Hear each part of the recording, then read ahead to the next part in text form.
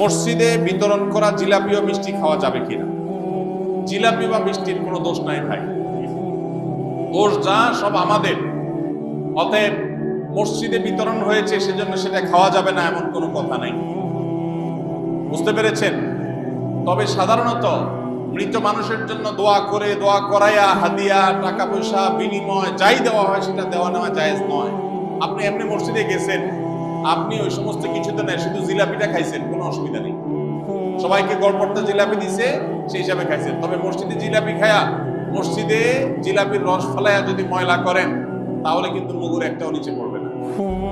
যারা জিলাপি বিতরণ করে মসজিদ নোংরা করছেন তারাও ধরা খাবেন, আর যারা খায়া নোংরা করছেন তারাও ধরা খাবেন। তো খানার দোষ নাই, খাইতে পারেন, কিন্তু খায়া জায়গা ময়লা করবেন না, নোংরা করবেন না, আর বেদাত করবেন না, শিরক করবেন না। এটা হলো মেইন বিষয়। মিষ্টি বা জিলাপি খাইলেন কি খাইলেন না, এটা কোনো গুরুত্বপূর্ণ বিষয় না।